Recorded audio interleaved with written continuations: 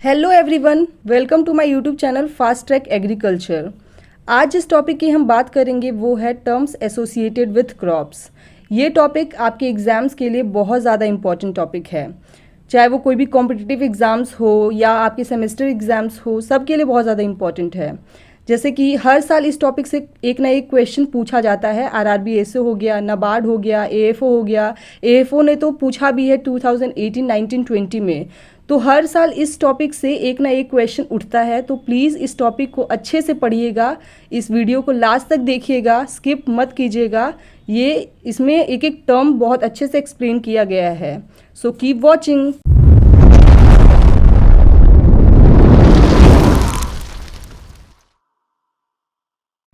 So our first term is curing. Curing हम tobacco और tea में करते हैं। क्योरिंग में हम क्या करते हैं, टोबैको और टी के लीव्स को हार्वेस्ट करने के बाद उसको हम ड्राइंग करते हैं। अब ड्राइंग करने का अलग अलग मेथड है, जैसे हो गया sun drying, steam drawing, fumigation. तो हम ड्राइंग पे नहीं जाएंगे, हम क्योरिंग पे ही रहेंगे। तो क्योरिंग हम टोबैको एंड टी में करते हैं। नेक्स्ट जो हमारा टर्म है दैट इज़ रेटिंग।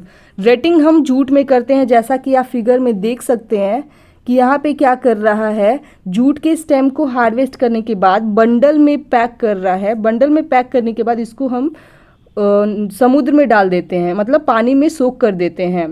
पानी में सोक करने के बाद क्या होता है, ये थोड़ा सा फूल जाता है। फूलने के बाद इसमें जो फाइबर कंटेंट है वो आसानी से निकल जाता है। तो बंडल में स्टेम को डालने के बाद पानी में डालने के प्रोसेस को हम रेटिंग कहते हैं। नेक्स्ट है स्ट्रिपिंग। अब मान लीजिए कि हम बंडल को पानी में सोक कर चुके हैं, तो उसमें जो वो फाइबर जो होता है वो लूज़ हो जाता है, तो वो आसानी से निकलने लगता है। तो फाइबर को निकालने के प्रोसेस को हम स्ट्रिपिंग कहते हैं। ये भी जूट में किया जाता है। और रिबोनिंग को हम रिबन रेटिंग भी कहते हैं। ये एक अलग प्रोसेस है जो कि हम मैकेनिकली करते हैं, मतलब इंस्ट्रूमेंट्स की हेल्प से करते हैं। ठीक है, तो रिबोनिंग भी सेम प्रोसेस है। इसमें से भी फाइबर कंटेंट को हम निकालते हैं, but with the help of machines. ठीक है, तो ये हमारा रिबोनिंग हो गया, जो कि भी हम जूट में करते हैं। नेक्स्ट जो है वो है हमारा स्टैंडिंग। जैसा कि आप सनफ्लावर को तो देखे ही हैं, ये हमेशा क्या होता है, खड़ा रहता है। इसमें एक प्रोसेस होता है जिसको हम बोलते हैं हेलियोट्रोपिज्म। मतलब होता है कि जो सनफ्लावर रहता है, इसका जो फ्लावर रहता है वो हमेशा सन की तरफ मुड़ते रहता है। तो इसीलिए सनफ्लावर में हम स्टैंडिंग टर्म का यूज़ करते हैं। रैपिंग एंड टाइंग, जैसे कि आप शुगर केन में देखे होंगे, रैपिंग और टाइंग किया जाता है। रैपिंग एंड टाइंग हम शुगर केन में इसलिए करते हैं ताकि इसमें प्रॉपर CO2 का डिस्ट्रीब्यूशन हो सके।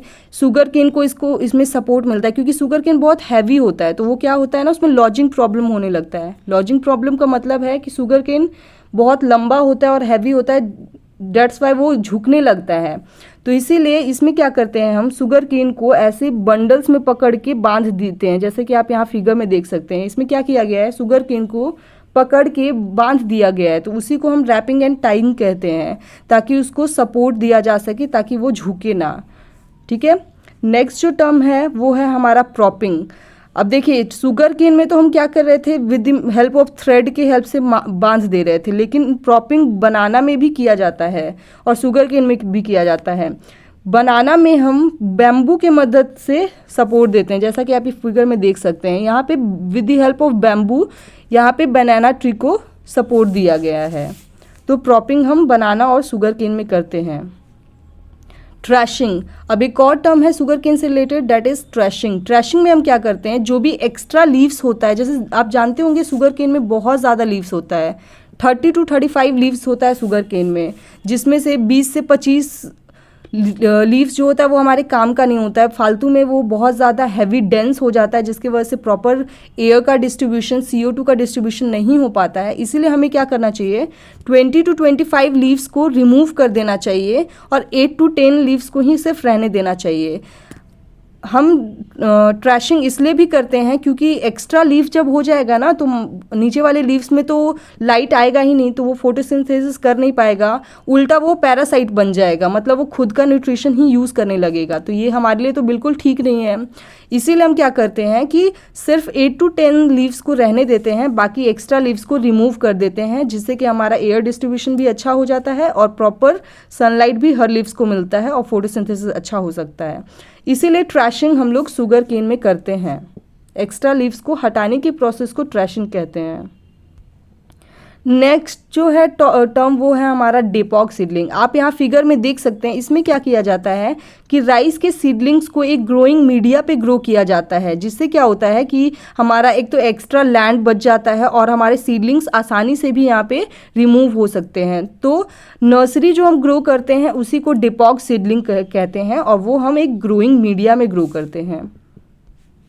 नेक्स्ट जो है डी सकरिंग हम टोबैको में करते हैं। नाम से ही पता चल रहा है डी और यहाँ पे सकरिंग है। डी का मतलब होता है रिमूवल। तो हम यहाँ पे क्या कर रहे हैं, टोबैको में सकर्स का रिमूवल करते हैं ताकि वो एक्स्ट्रा ब्रांचिंग ना हो जाए, तो लेटरल ब्रांचिंग ना हो जाए, इसीलिए हम एक्स्ट्रा सकर्स को रिमूव करते हैं। डी टेस्लिंग जो होता है वो हम मेज़ में करते हैं। जो हमारा मेल पार्ट होता है उसको हम तोड़ के हटा देते हैं, उस प्रोसेस को हम डी टेस्लिंग कहते हैं।